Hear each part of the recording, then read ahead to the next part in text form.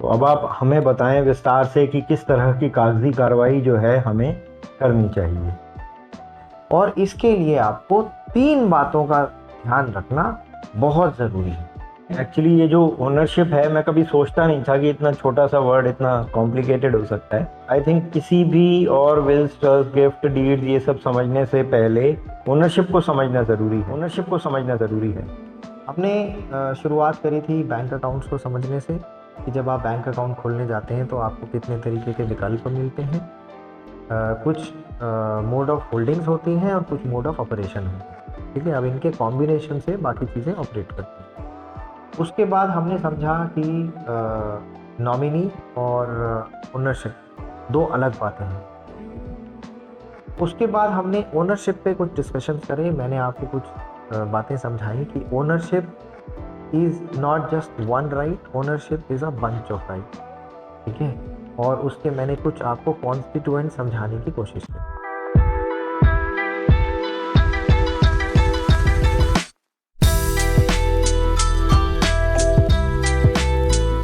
नमस्कार, मेरा नाम डॉक्टर सौरभ है और आज हम फिर से एक और एपिसोड के साथ आए हैं।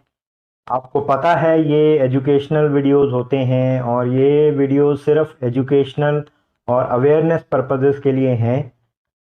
और अगर आपको कोई भी पर्सनल फाइनेंसेस या हेल्थ इश्यूज के साथ दिक्कत है तो प्लीज़ अपनी फाइनेंशियल टीम, लीगल टीम और हेल्थ केयर टीम से संपर्क करें।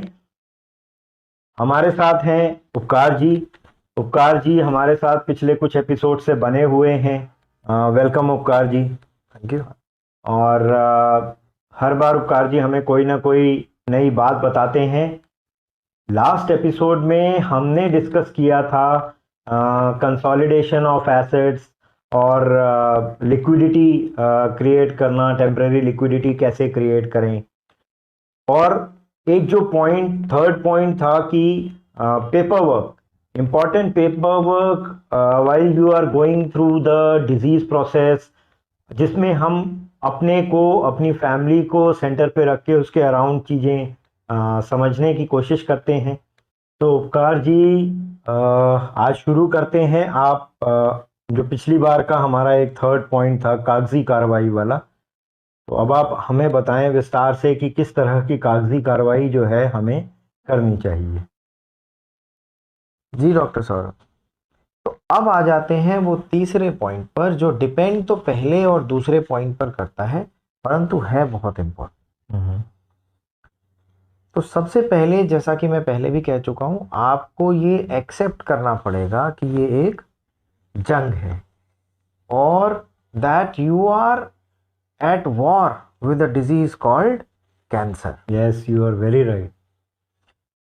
तो अब जैसा कि कई बार युद्ध में होता है, बहुत सारे योद्धा घायल भी हो जाते हैं। किसी के हाथ पे चोट लग गई, किसी के पैर पे चोट लग गई, किसी के पीठ में चोट लग गई, परंतु वॉर तो खत्म नहीं हुआ, जंग जारी है। तो इसीलिए ये बहुत इम्पोर्टेंट है कि आप धैर्य के साथ, पूरी प्लानिंग के साथ उस लड़ाई को धीरे धीरे धीरे धीरे लड़ते रहें।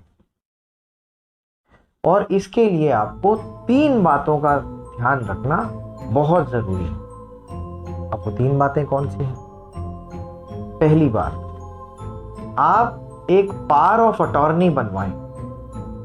अपने किसी परिवारजन को या करीबी रिश्तेदार को ऑथराइज करें कि वो आपके बिहाफ पर कागजी कार्रवाई कर सके।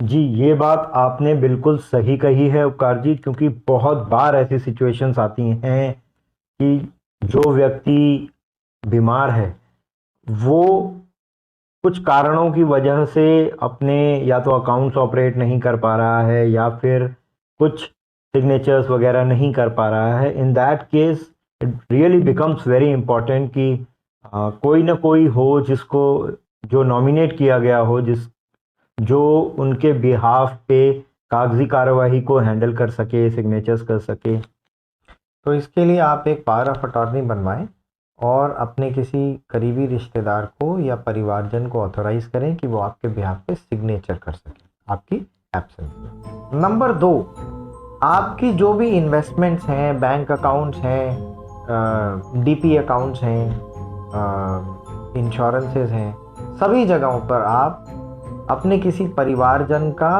नॉमिनी में नाम जरूर लिखवाएं, नॉमिनेशन करें।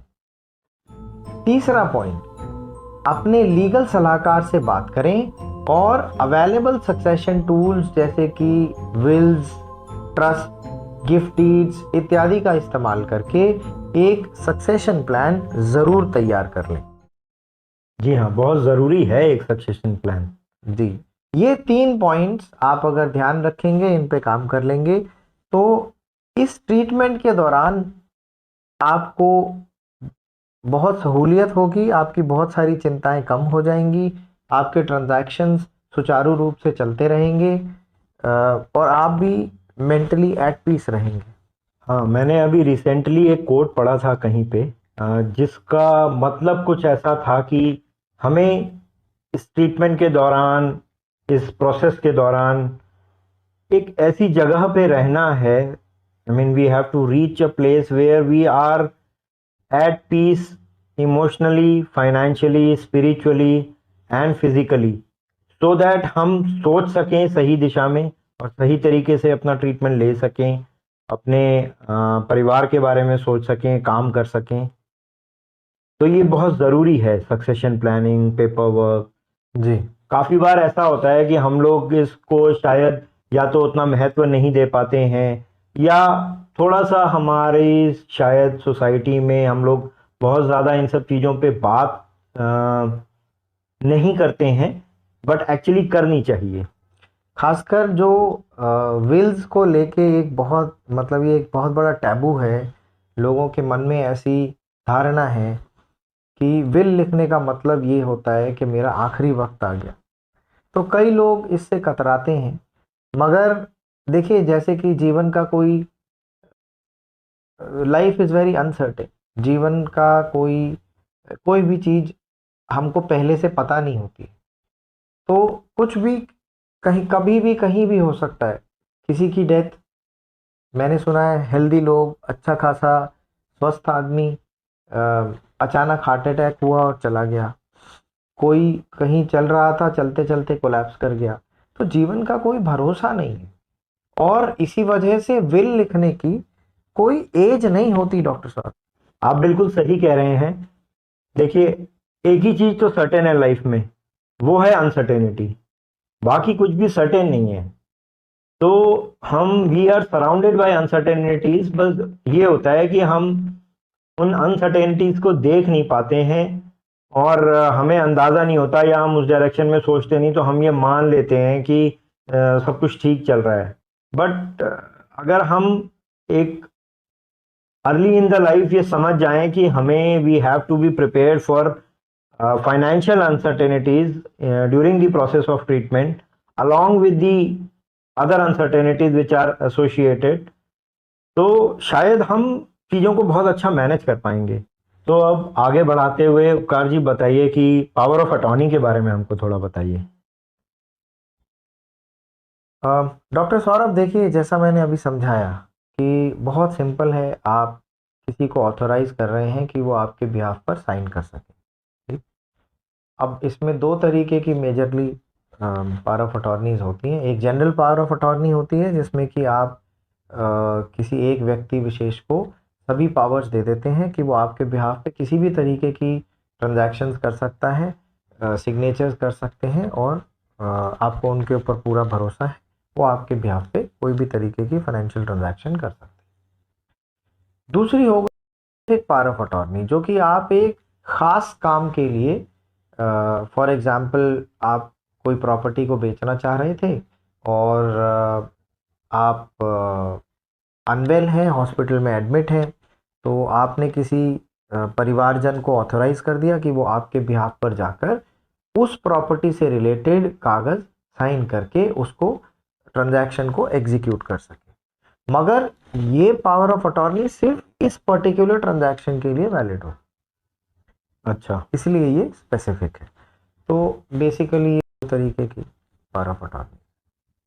तो उपकार जी ये तो हमें समझ में आया जो आपने जनरल पावर ऑफ अटॉर्नी और स्पेसिफिक पावर ऑफ अटॉर्नी के बारे में बात करी जी। अब ऐसा होता है कि काफ़ी बार हमने देखा है कि कुछ जॉइंट होल्डिंग अकाउंट्स होते हैं, कुछ ईदर और सर्वाइवर बोल के कोई चीज़ होती है।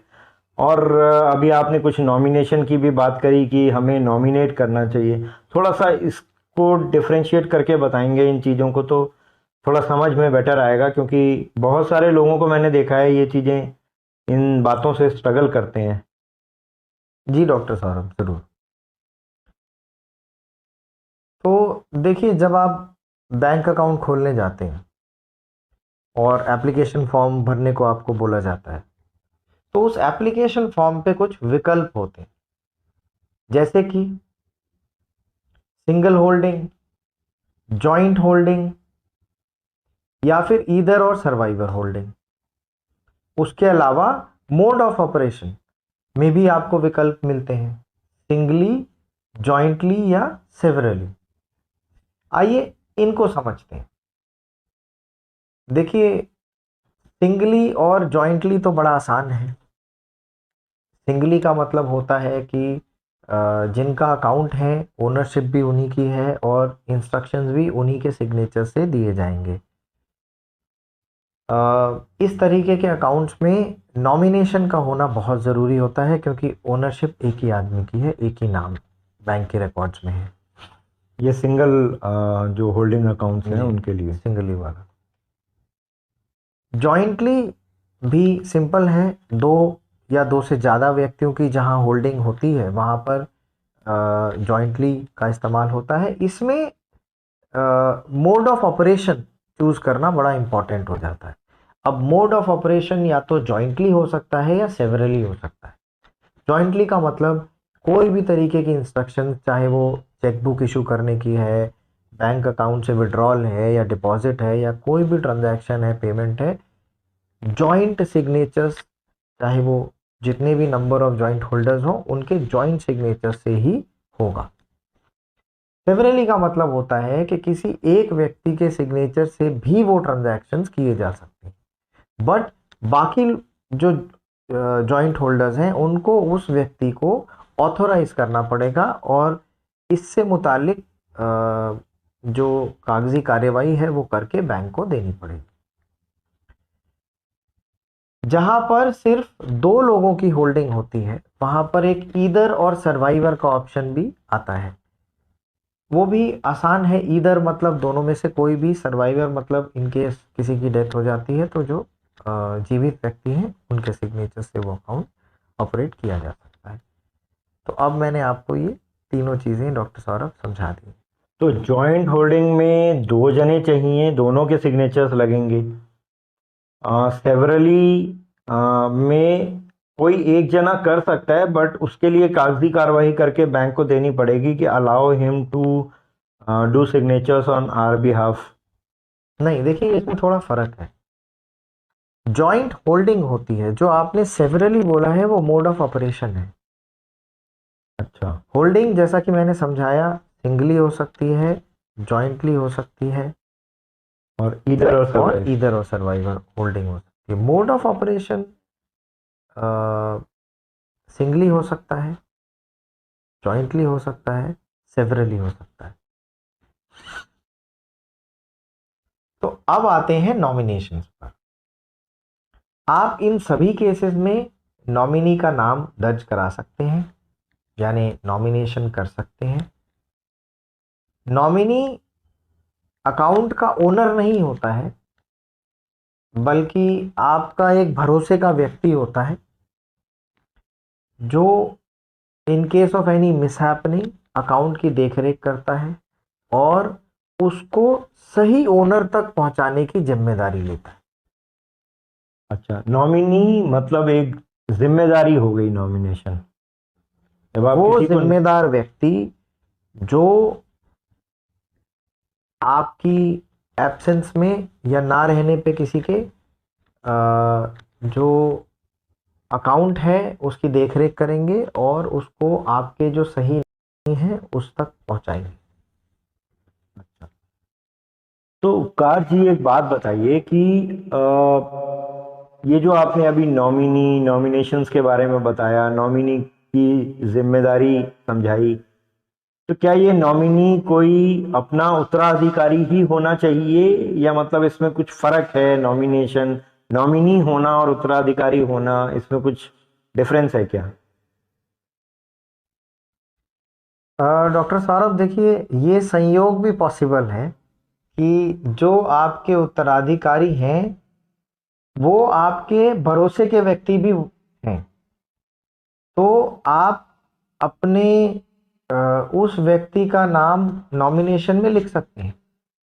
परंतु समझने वाली बात सिर्फ इतनी सी है कि ओनरशिप और नॉमिनेशन दो अलग चीजें हैं, और नॉमिनी ओनर नहीं होता, नॉमिनेशन से ओनरशिप ट्रांसफर नहीं होती। उल्टा पॉसिबल है कि ओनर नॉमिनी हो सकता है। आप आपका जो ओनर है वो आपका नॉमिनी हो सकता है, ये पॉसिबल है, मगर नॉमिनी को ओनरशिप मिल जाए वो हर वक्त जरूरी नहीं है। तो ओनरशिप के बारे में अभी हम और आपसे डिटेल में डिस्कस करेंगे जी। नॉमिनेशन में एक जिम्मेदारी दी गई है जी। और ओनरशिप एक डिफरेंट इशू है जी, जिसके बारे में हम अभी बात करेंगे। यस, अब ये डिस्कशन काफी इंटरेस्टिंग होता जा रहा है उपकार जी। जी। थोड़ा सा अभी जैसे नॉमिनी, अकाउंट, होल्डिंग, ऑपरेशंस हमने समझा, ओनरशिप के बारे में हमें थोड़ा समझाइए। जी डॉक्टर साहब, ओनरशिप देखिए वैसे तो बड़ा ही साधारण सा शब्द है, परंतु जब हम ओनरशिप ट्रांसफर करने की बात करते हैं अपने एसेट से ताल्लुक, तो उसमें बहुत सारे एंगल्स इंक्लूडेड होते हैं। जैसे कि मैंने कुछ लोगों को ये कहते हुए सुना है कि मैं अपने बच्चों को या मैं अपनी वाइफ को, अपने उत्तराधिकारियों को ये प्रॉपर्टी देना चाहता हूँ या देना चाहती हूँ। तो अब आप ध्यान से सोचिए और समझिए कि जब आप अपने एसेट किसी को देना चाह रहे हैं तो आप क्या दे रहे हैं? प्रॉपर्टी दे रहे हैं, जी जरूर, पैसा दे रहे हैं, बैंक अकाउंट दे रहे हैं। बिल्कुल, प्रॉपर्टी चाहे वो मूवेबल है या इमूवेबल है, आप प्रॉपर्टी जरूर दे रहे हैं, मगर उस प्रॉपर्टी के साथ साथ कुछ और चीजें भी आप दे रहे हैं। इसीलिए आपने देखा होगा कि सेल डीड बनाई जाती है, आपको ट्रस्ट की जरूरत पड़ती है, विल्स की जरूरत पड़ती है, ये सब कागजी कार्यवाही की जरूरत पड़ती है। क्यों पड़ती है? क्योंकि जो आप दे रहे हैं उसी को ओनरशिप कहते हैं। अब आप इसको डोमिनियम कह लीजिए, स्वामित्व कह लीजिए, ओनरशिप कह लीजिए, एक ही बात है। तो नॉमिनेशन में आप सिर्फ जिम्मेदारी दे रहे हैं और ओनरशिप में आप मालिकाना हक दे रहे हैं। हाँ, मालिकाना हक दे रहे हैं जी। शायद यही इसको डिफरेंशिएट करने के लिए बहुत इंपॉर्टेंट सेंटेंस है कि एक में आप जिम्मेदारी दे रहे हैं और एक में आप मालिकाना हक दे रहे हैं। अब ये कोइंसिडेंस पॉसिबल है कि आपके जो नॉमिनी हैं इवेंचुअली वही उसके ओनर बने, परंतु ये जरूरी नहीं है कि नॉमिनेशन में जिसका नाम है उनको ऑटोमेटिकली ओनरशिप मिल जाए। ओके, अच्छा, ये तो बहुत अच्छी बात आपने बताई कि बात काफी मतलब ये समझ में नहीं आती है इतनी। इसके लिए ओनरशिप ट्रांसफर करने के लिए आपको एक अप्रोप्रिएट सक्सेशन टूल की जरूरत पड़ेगी, जो आप अपने लीगल सलाहकार से बात करके तय कर सकते।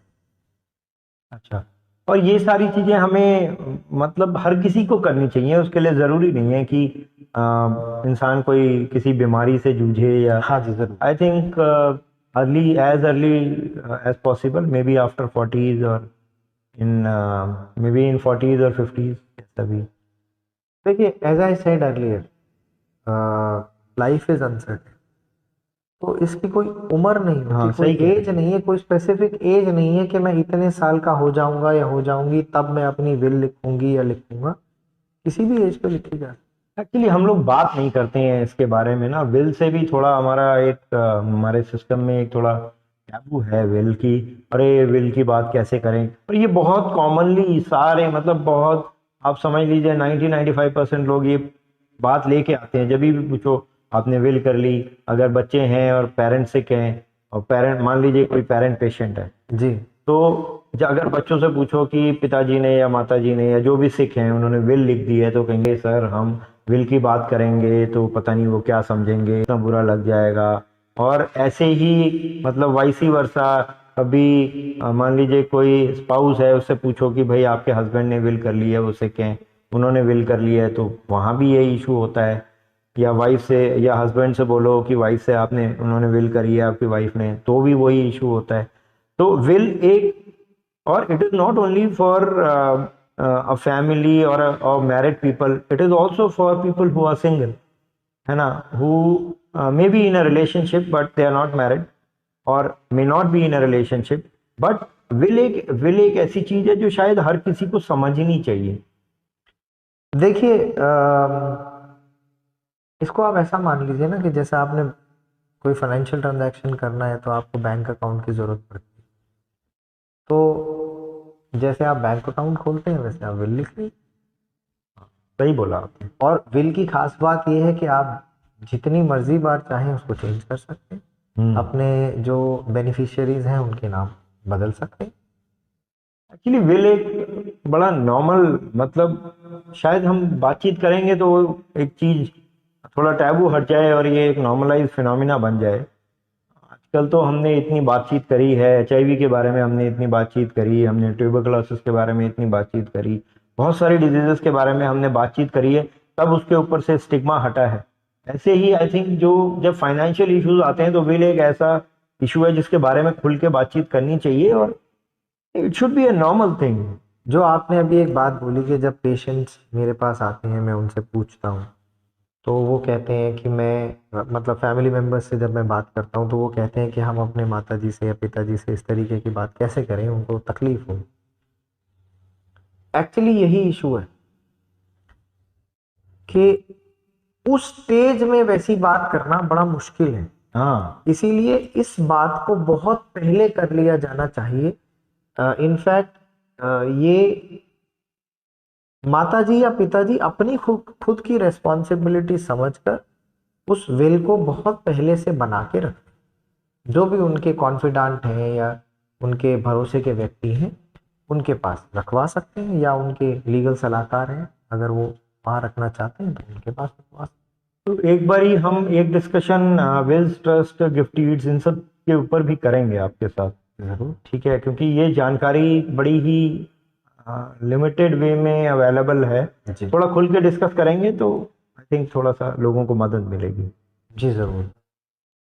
तो अब ये तो समझ में आ गया कि ओनरशिप एक मालिकाना हक की बात हो रही है। तो क्या ये जो सेल डीड या विल या कोई और डॉक्यूमेंट होता है, इसके थ्रू क्या हम इसी ओनरशिप को ट्रांसफर करते हैं, या मतलब इसमें भी कुछ और बात है समझने की? आप सोच तो बिल्कुल सही रहे हैं डॉक्टर सौरभ। मैं इसमें थोड़ा सा एडिशन कर देता हूँ कि आपने बोला कि एक राइट है जिसको हम ट्रांसफर, तो ओनरशिप एक राइट नहीं है, it is a bunch of rights. अच्छा। और जब आप इस तरह के इंस्ट्रूमेंट्स इस्तेमाल करते हैं तो आप वो राइट्स को ट्रांसफर करते हैं। पूरे बंच ऑफ राइट्स को ट्रांसफर करते हैं। अब यही मैं आपको समझाने की कोशिश करता हूँ। देखिए, पहले मैं बंच ऑफ राइट्स को समझाने की कोशिश करता हूँ आपको।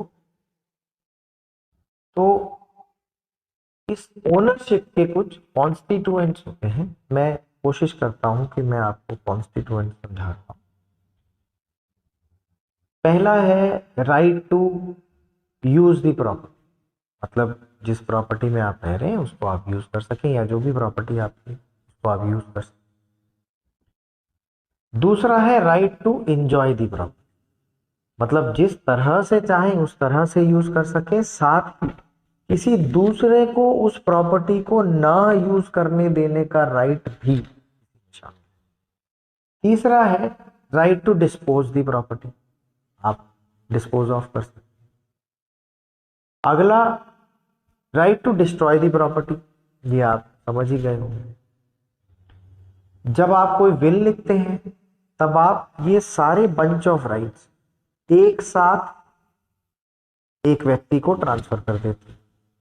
अच्छा, परंतु जब आप right to use the property एक व्यक्ति को, right to enjoy the property दूसरे व्यक्ति को, राइट टू डिस्पोज तीसरे व्यक्ति को, इस तरह तोड़ के अलग अलग व्यक्तियों को दे देते हैं, तो ऐसा माना जाता है कि यहाँ पर ट्रस्ट एग्जिस्ट करता है। अच्छा, तो अगर मतलब इसको डिफरेंट कंपोनेंट्स में ब्रेक करके देना है तो आपको एक ट्रस्ट बनानी पड़ेगी। एग्जिस्ट करती है, क्या मतलब हुआ exist? अपने आप एग्जिस्ट। डॉक्टर सौरभ, ट्रस्ट जो होती है ना वो शब्दों में होती है, विश्वास। इसके बारे में हम आगे विस्तार से डिस्कशन करेंगे, बट जो आपने वर्ड्स लिखे हैं उसमें ट्रस्ट होती है, विश्वास होता है। नहीं उसका जो इंटरप्रिटेशन है, जो आपने लैंग्वेज लिखी है, जो आपने वर्ड्स लिखे हैं, उनका जो इंटरप्रिटेशन है उससे पता लग जाता है कि ये ट्रस्ट है या ट्रस्ट नहीं है। यहाँ वो एक सेपरेट टॉपिक है, उसके बारे में हम विस्तार पूर्वक डिस्कशन करेंगे जब हम उस स्टेज पर पहुंचेंगे। तो डॉक्टर सौरभ, अभी इसको इतना ही समझ लेते हैं। जो आपके प्रश्न हैं, आई एम श्योर बहुत सारे प्रश्न हैं, तो जब हम अप्रोप्रिएट पॉइंट पे पहुंचेंगे तब मैं इसके बारे में विस्तार से आपको जानकारी दे दूंगा। अभी के लिए इस डिस्कशन को इतना ही समझ। ठीक है, तो आज हमने एक्चुअली ये जो ओनरशिप है, मैं कभी सोचता नहीं था कि इतना छोटा सा वर्ड इतना कॉम्प्लिकेटेड हो सकता है। तो आई थिंक किसी भी और विल्स, ट्रस्ट, गिफ्ट, डीड्स ये सब समझने से पहले ओनरशिप को समझना ज़रूरी है। तो आज हमने ओनरशिप समझा। तो आज का एपिसोड काफ़ी इंटरेस्टिंग रहा उपकार जी। आज हमने काफ़ी सारी चीज़ों के बारे में डिस्कशन किया। अब आज समराइज मैं नहीं करूँगा, आज का एपिसोड बहुत टेक्निकल था, तो उसको समराइज भी आप ही करिए। जी ज़रूर। देखिए, बहुत सिंपल शब्दों में मैं आज के डिस्कशन को समराइज करना चाहूँगा ताकि लोगों को टेक्निकल ना लगे। हमने शुरुआत करी थी बैंक अकाउंट्स को समझने से कि जब आप बैंक अकाउंट खोलने जाते हैं तो आपको कितने तरीके के विकल्प मिलते हैं। कुछ मोड ऑफ होल्डिंग्स होती हैं और कुछ मोड ऑफ ऑपरेशन होती हैं। ठीक है, अब इनके कॉम्बिनेशन से बाकी चीज़ें ऑपरेट करती हैं। उसके बाद हमने समझा कि नॉमिनी और ओनरशिप दो अलग बातें हैं। ठीक है, उसके बाद हमने ओनरशिप पे कुछ डिस्कशंस करे। मैंने आपको कुछ बातें समझाई कि ownership is not just one right, ownership is a bunch of right. ठीक है, और उसके मैंने कुछ आपको कॉन्स्टिट्यूएंट समझाने की कोशिश करी। तो यही डिस्कशन रहा आज का। ठीक है, आई होप हम लोग इस डिस्कशन के द्वारा आपके जो पेशेंट्स हैं या उनकी फैमिलीज़ हैं उनको कुछ वैल्यू एडिशन दे पा रहे हैं, उनकी नॉलेज में, उनकी सूझबूझ में कुछ इजाफा हो रहा है। एक्चुअली आप बिल्कुल सही कह रहे हैं। देखिए, इस छोटे डिस्कशंस में हम सब कुछ तो नहीं कवर कर सकते, बट एटलीस्ट हम कुछ मुद्दों के बारे में बातचीत करके उनकी अवेयरनेस बढ़ा सकते हैं। फिर वो और पढ़ेंगे, अब डिस्कस करेंगे अपने फैमिली मेम्बर्स से या अपने फाइनेंशियल एक्सपर्ट से, हेल्थ केयर एक्सपर्ट से, अपने लीगल एक्सपर्ट से, तो कुछ ना कुछ बदलाव तो आएगा और पॉजिटिव चेंज आएगा। जी, आशा करता हूँ कि ये पॉजिटिव चेंज जल्द आए और ज़्यादा लोगों के लिए आए, लोग इस डिस्कशन से सीखें, फर्दर इन डिस्कशंस को अपने टैक्स एक्सपर्ट्स, अपने लीगल एक्सपर्ट्स के साथ डिस्कशंस में लेके आएं और अपनी जो जर्नी है उसको कंफर्टेबल बनाएं। नॉलेज बहुत बड़ा टूल होता है अगेंस्ट एनी डिफ़िकल्टी, और इस केस में तो हम इस डिफ़िकल्टी को वॉर कह रहे हैं। तो इस जंग को जीतने के लिए मेरे ख्याल से एक बहुत बड़ा टूल नॉलेज है, और आशा करते हैं कि ये जो हम डिस्कशंस कर रहे हैं डॉक्टर सौरभ के साथ, इनसे आप बेनिफिट कर रहे हैं, आपके परिवारजन इसको ध्यान से सुन रहे हैं और इन डिस्कशंस में जो इम्पोर्टेंट पॉइंट्स निकल के आते हैं, आप अगर हमसे कुछ विस्तृत जानकारी चाहते हैं तो आप उसका ईमेल हमको भेज सकते हैं। ऑल्टरनेटिवली आपके जो लीगल कमेंट्स में भी एक्सपर्ट्स हैं या जो आपके टैक्स एक्सपर्ट्स हैं, आप उनके साथ भी ये डिस्कशंस को आगे बढ़ा सकते हैं। हाँ, एक्चुअली तो कुछ एक पॉइंट्स चाहें तो कमेंट में छोड़ सकते हैं, बट हर फैमिली की सिचुएशन बड़ी डिफरेंट होती है, तो अगर आप अपने एक्सपर्ट्स से पूछेंगे तो ज़रूर आपको कोई ना कोई सॉल्यूशन मिलेगा। तो फिर आज इस डिस्कशन को हम यहीं क्लोज करते हैं। Thank you Upkar ji for being with us and discussing these important issues. अगले एपिसोड में हम आपसे फिर इस डिस्कशन को आगे बढ़ाएंगे। जी ज़रूर। नमस्कार।